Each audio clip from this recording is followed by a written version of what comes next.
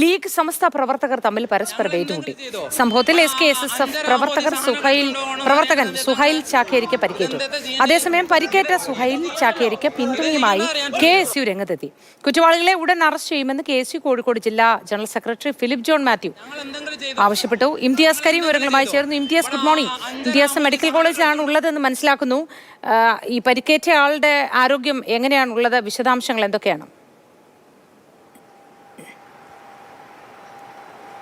Moti, good morning. ഞാനിപ്പോൾ നിൽക്കുന്നത് Kozhikode medical കോളേജിലാണ്. മോത്തി സൂചിപ്പിച്ച പോലെ ഇഫ്താറിനിടെ ഒരു കയ്യാങ്കളിയിലേക്ക് ഇത് പോയത് ഇന്നലെ നടന്ന ഇഫ്താറിലാണ്. അതായത് ഈ SKSFന്റെ വിഖായ പ്രവർത്തകർ ചേർന്ന് ഒരു ഇഫ്താർ ടെന്റ് നടത്തുന്നുണ്ട്. അത് ഈ ബസ് സ്റ്റാൻഡിലേക്ക് എത്തുന്ന വഴിയാത്രക്കാർക്കും ബസ്സിൽ യാത്ര ചെയ്യുന്നവർക്കൊക്കെ വേണ്ടി നൽകുന്ന ഒരു സംവിധാനമാണ്. അവിടെയാണ് ഇത്തരത്തിൽ ലീഗ് പ്രവർത്തകരും SKSF പ്രവർത്തകരും തമ്മിലൊരു കയ്യാങ്കളിയിലേക്ക് കാര്യങ്ങൾ പോയത്. അങ്ങനെയാണ് SKSF പ്രവർത്തകനായിട്ടുള്ള സുഹൈൽ ചാക്കേരിക്ക് പരിക്കേൽക്കുന്ന ഒരു സാഹചര്യം ഉണ്ടായത്. അദ്ദേഹം ഇന്നലെ മുതൽ കോഴിക്കോട് മെഡിക്കൽ കോളേജ് ആശുപത്രിയിലാണ് ഉള്ളത്. അദ്ദേഹം ഇപ്പോൾ മാതൃഭൂമി ന്യൂസിനൊപ്പം ചേരുന്നുണ്ട്.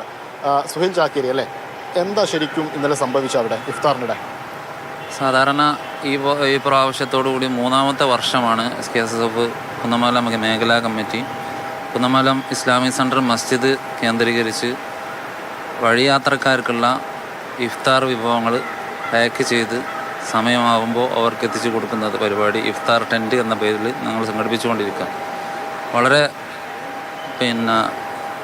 ജനങ്ങൾക്കൊക്കെ ഏറെ താല്പര്യവും ആ യാത്രക്കാർക്കൊക്കെ ഒരുപാട് ഉപകാരപ്രദമായിട്ടുള്ളൊരു പരിപാടി ആയതുകൊണ്ട് തന്നെ എല്ലാവരാലും പ്രശംസ നേടിയിട്ടുള്ളൊരു പരിപാടിയായിരുന്നു ഇഫ്താർ ടെൻറ്റ്. അത് ഈ വർഷവും ഞങ്ങൾ വളരെ നല്ല രീതിയിൽ ആർക്കൊരു ബുദ്ധിമുട്ടോ പ്രയാസങ്ങളോ ഇല്ലാത്ത രീതിയിലുള്ള നല്ല രീതിയിൽ നമ്മൾ ചെയ്തുകൊണ്ട് വരികയായിരുന്നു. ഈ തുടക്കം മുതലേ ഈ വിഷയമായിട്ട് ബന്ധപ്പെട്ടിട്ട് അവിടെ പ്രശ്നങ്ങൾ പല നിലക്കും ഉണ്ടായിട്ടുണ്ട്. ഒരു പരമ്പരയായിട്ടുള്ള പ്രശ്നങ്ങളുടെ ഭാഗമായിട്ടാണ് ഇതിൻ്റെ പരിസമാപ്തി എന്ന നിലയ്ക്ക് ഇന്നലെ ഉണ്ടായിട്ടുള്ള അക്രമം ഉണ്ടായത്.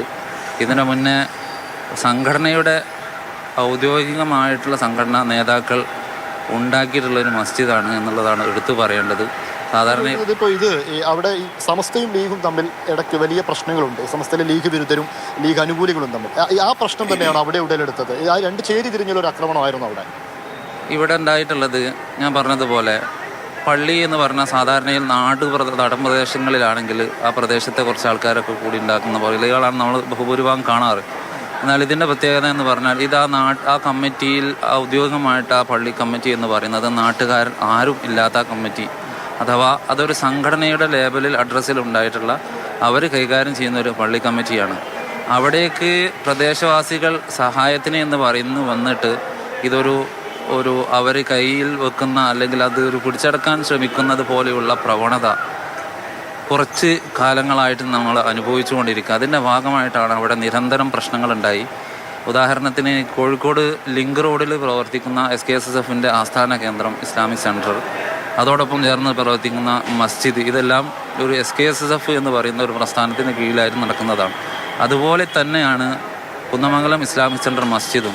അതിൻ്റെ കമ്മിറ്റി എന്ന് പറയുന്നത് പ്രദേശവാസികൾ ആരുമില്ലാത്ത SKSSFൻ്റെയും സമസ്തയുടെയും ഉത്തരവാദപ്പെട്ട ആ കാലങ്ങളിലും അതിന് പിൽക്കാലത്തുമൊക്കെ അതിന് നേതൃത്വം വഹിച്ചവരൊക്കെ കൂടി ചേർത്തിട്ടുള്ള ഒരു കമ്മിറ്റി ഉണ്ടായതും അവർ മേൽനോട്ടം വഹിച്ചു പുറത്തു നിന്നുള്ള ഫണ്ട് ഉപയോഗിച്ചുമൊക്കെയാണ് അതിന്റെ വിപുലീകൃത പ്രവർത്തനങ്ങൾ. ഇഫ്താർ സംഗമം എന്നൊക്കെ പറയുന്നത് നമുക്കറിയാം, പലവിധ ജാതി മത ഭേദമന്യേ എല്ലാ മനുഷ്യരും പങ്കെടുക്കുന്നതാണ്, ഏകോദര സഹോദരങ്ങളായി പങ്കെടുക്കുന്നതാണ്. ഈ ഒരു പുണ്യമാസത്തിൽ ഏറ്റവും പ്രധാനപ്പെട്ടതാണ്. ആ സന്ദർഭത്തിൽ ഇത്തരത്തിലൊരു സംഘർഷത്തിലേക്ക് നീങ്ങേണ്ടതുണ്ടായിരുന്നില്ല എന്ന് തന്നെയാണ് പരക്കെ ചർച്ച ചെയ്യപ്പെടുന്നതും.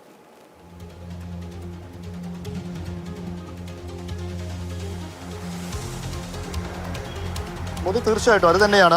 ഇഫ്താർ പരിപാടിയാണ്. ഇഫ്താർ പരിപാടി നമുക്കറിയാം ആ രീതിയിൽ ഇപ്പം എന്തെല്ലാം പ്രശ്നങ്ങളുണ്ടെങ്കിലും ആ പ്രശ്നങ്ങളെല്ലാം മാറ്റിവെച്ച് വളരെ ഒരുമയോടുകൂടി എല്ലാ അഭിപ്രായ വ്യത്യാസങ്ങളെയും ഒക്കെ മാറ്റി നിർത്തിക്കൊണ്ട് മുന്നോട്ട് പോവേണ്ട ഒരു സാഹചര്യമാണുള്ളത്. പക്ഷെ അവിടെയാണ് ഇത്തരത്തിൽ സമസ്തയിലൊരു വിഭാഗവും അതുപോലെ തന്നെ ലീഗ് പ്രവർത്തകരും തമ്മിൽ ആ രീതിയിലൊരു പ്രശ്നം അവിടെ ഉണ്ടാവുന്നത്.